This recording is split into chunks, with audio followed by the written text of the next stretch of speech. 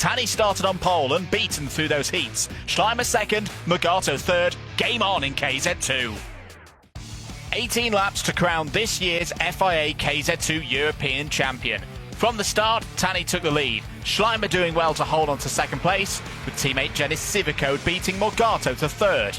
Running into turn 2, Sem Knopje's attempts to run round the outside, challenging Morgado.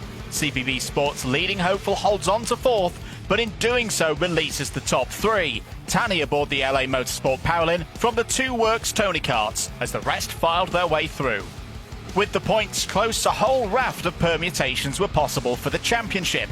Out from those possibilities early on was Marek Skrivan, retiring after an incident on lap 1, having started in a promising 5th position on the grid. More trouble for CPB Sport drivers, Alvar Simasvara also not going far, becoming the second retirement on lap 2. End of the second lap, Schleimer was understandably keen to pass Tani, knowing a win and fastest lap bonus point would give him the title. Through turn 9, Schleimer looked to open the door. Tani held on. The battle allowed Knopjes, Morgado and others to close, the tension rising, even though the final still had 16 laps to run. By lap 4, Tani had gently broken away from Schleimer. A crucial phase of the race was upon others looking to be champion come the end. Morgado made the move for 4th past Knopjes. A lot of work still to do, however, if the Brazilian was to add a first FIA gearbox title to his 2022 OK World Championship. Tani's championship points advantage was 12 points over his rivals. Onto lap 5, his race lead was half a second and growing. Q plan B for the Tony karts, Civico overtaking a compliant Schleimer, hoping a switch would give them extra pace later on. Further back, Nicola Rossini passed Arthur Lehook for a spot outside the points. The strong performance in Genk for Lehook not replicated here.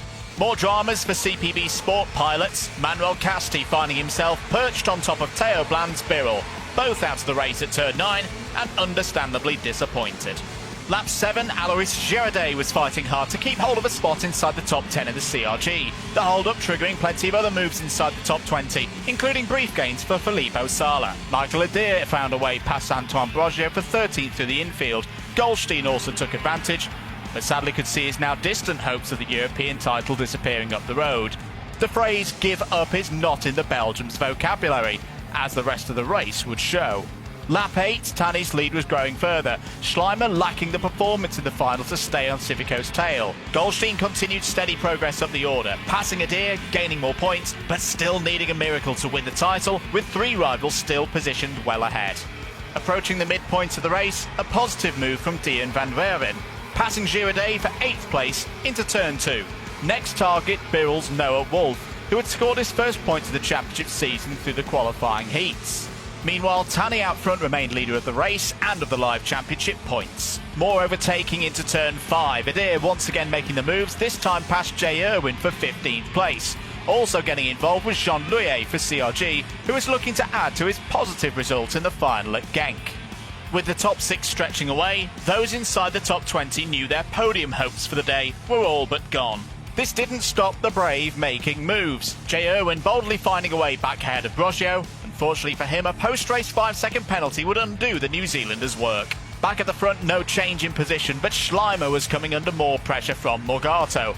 Both of them knowing staying in the race was the first job of becoming champion, so no major heroics into any of the braking zones. But with Tani's pace strong and consistent, and Civico unable to catch up and mix up the order, the 2 challengers to the crown were increasingly hoping an act of the racing gods could save their ambitions. Lap 11, Dion van Buren had to defend from Girardet. The exchange gave Maranello's Yaroslav Shevyatilov a welcome opening to slot in front of Girardet and up to 9th place.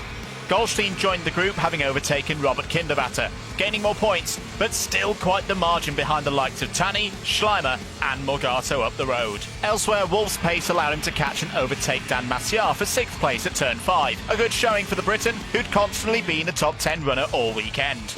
End of lap 12 and on to 13, Shevyatilov briefly got past Van Werven. A switchback from the Dutch driver had them side by side into turn 2, the Maranello driver getting the best of the exchange. Problems behind though for Girardet, contact resulting in the front fairing bending behind his front left wheel, putting the French driver out of contention for points in Sarno. For CRG, a tricky campaign. Their wait for a first KZ2 title since 2021 continues. More Birrell battles involving Broggio and Irwin, their exchanges continuing through the middle part of the race, and allowing a charging Filippo Sala to catch for the CL Racing team.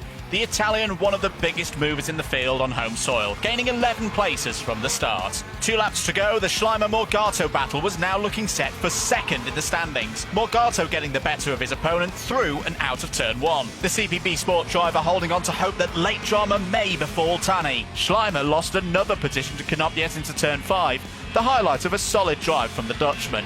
Out front, it was Kimi Tani's day, and with the win took the championship. A high-pressure situation had resulted in a diamond effort from the Flying Finn. Tani delivering one of the finest days in the history of karting for Parolin, LA Motorsport and the nation of Finland. A first Finnish winner of the KZ2 European title.